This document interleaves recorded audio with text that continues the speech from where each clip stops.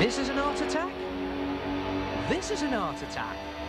This is Art Attack.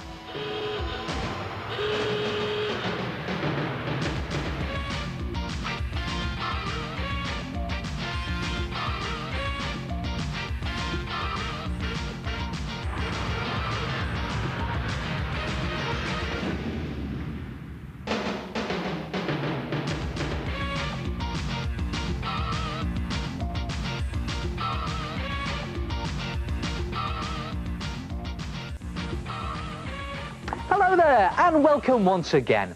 Next time you're at a party where everyone's got paper cups, when they finish with them, collect them and bring them to life. Come and have a look at this.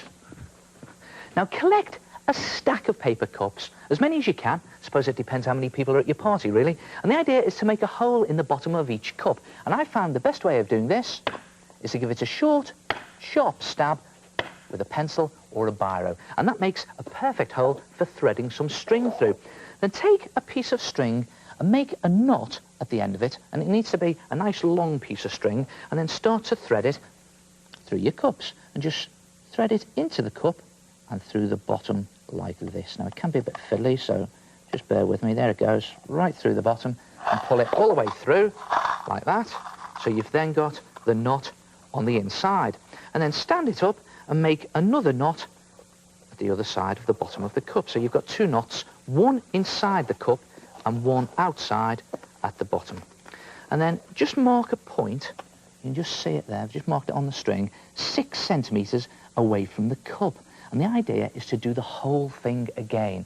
Make a knot, thread on a cup, and then make another knot. And go through all of your cups doing the same thing every 6 centimetres, and when you're finished, you'll have something that looks like this.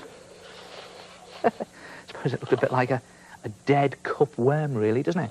Quite sad. And if you've got any string hanging over at the end, just trim that off and tie a knot at the end.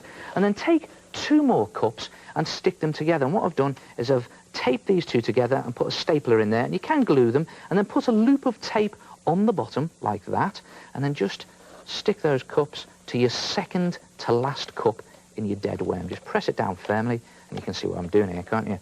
There you have a sort of face on your dead cup worm. And then, whoops, and then the idea is to bring it to life. And the way to do that is to just attach it to a cane with 3 pieces of string. 1 piece at the front that's in a loop around the face or the eyes there, and then 1 near to the back, not quite at the back, so you've got a nice long tail dangling at the back there, and then 1 piece of string between those 2. And let me just give you a tip. Make that middle piece of string slightly shorter than the other 2, so it's got sort of a hump back. And then, with a flick of the wrist and a twist of the cane, he starts to nod at you. Look at that. Weird effect, isn't it, as he wiggles away there. And don't leave him bare like that. You can actually paint a design on him using acrylic paint or poster paint mixed with PVA glue.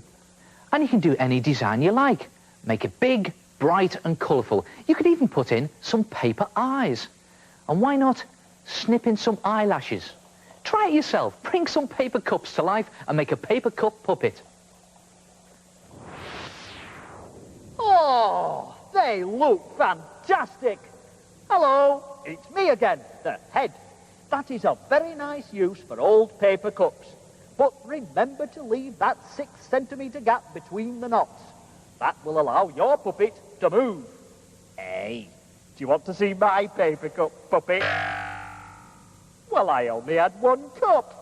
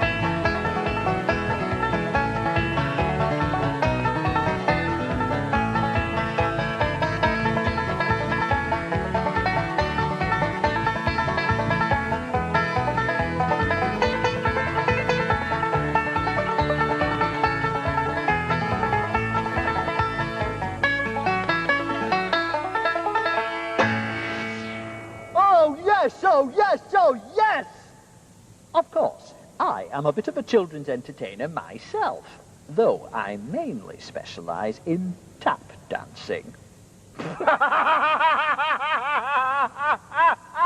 Whoa.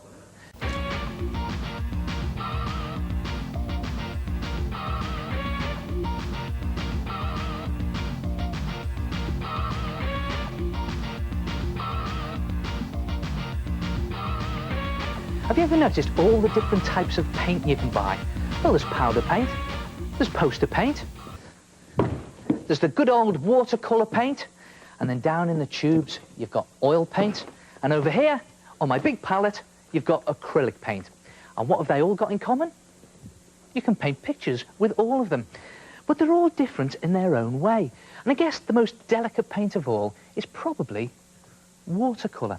Now, if you just charge your brush up with plenty of water and just stroke the top of the watercolour palette there, you're getting your paint set, and then just paint it on in a thin wash like that. And it's a good idea just to get plenty of water on your brush, and you get this lovely sort of delicate wash that goes over your picture. And you notice one of the advantages of watercolour paint is it's actually see-through, so you can still see your sketch through it, which makes it brilliant for doing quick sketches out in the field. And if you just charge your brush up with even more paint, and you get some great sort of, well, look at the way it's sort of, the colours are bleeding into each other there. And it's all running into each other. Get some great effects there, and just do the side of the house like that. Very quick and very easy to paint with. I think watercolours are one of my favourites. Now, one of the great things about powder paint or poster paint is you can mix them very thinly with a lot of water, and you get those lovely washes like watercolour, or you can mix them rather thickly and just charge up your brush with plenty of paint, and you get this fantastic, thick, rich coat. Look at that. A real good cover of paint there, and again, just plenty of paint on. And this paint is really good for painting pictures where you want a really thick cover of paint. Or if you want to do a poster painting, hence the term poster paint. And you can also use it straight from the bottle. Now, you've seen me do this a couple of times. Watch this. Just squeeze it out of one of those ready-mixed poster paint bottles. And again, a great effect in itself. Look at that. And I think one of the most versatile paints is probably acrylic paint. Now, the good thing about acrylic paint is you can charge your brush up with plenty of water and just mix a very thin wash, see, just like watercolour. Or if you do it really thickly, you get this great sort of thick covering. But the very best thing about acrylic paint is that it'll go on almost anything. And just watch this. There's a trainer I've started to paint up here, and it's just a case of dabbing on your acrylic paint. And it's best if you're going to paint on something like this to do it nice and thick. And when it dries, it'll stay on because it forms like a plastic skin over whatever it is that you're painting. Look at that. And even when your foot bends in the sneaker or trainer, it won't come off.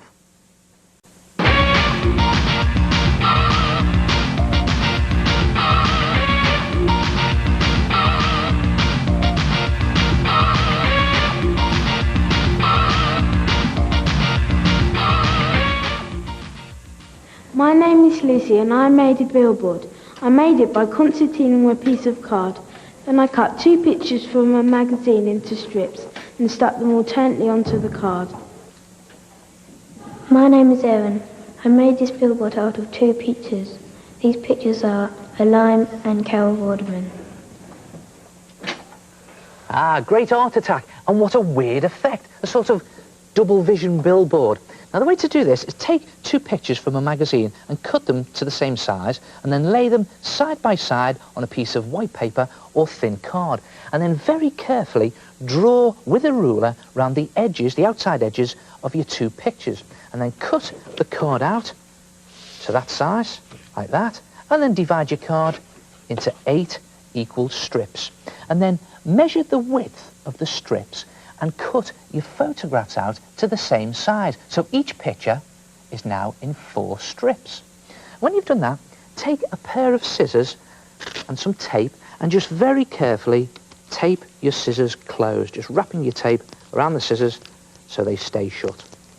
And then with a ruler and holding your scissors like a pen, just score along all the lines on your paper. And you just need to press firmly onto your paper for this. And just be careful when you're doing this. Or if in doubt, get someone to help you out with it.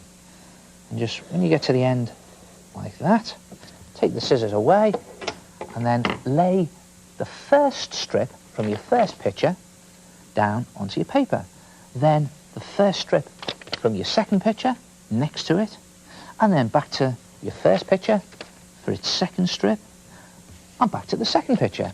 And then just keep going, alternating the strips of your pictures, and just lay them down onto your paper until the paper is completely covered and you've used all your strips up. And you can do it a bit more neatly than I've done.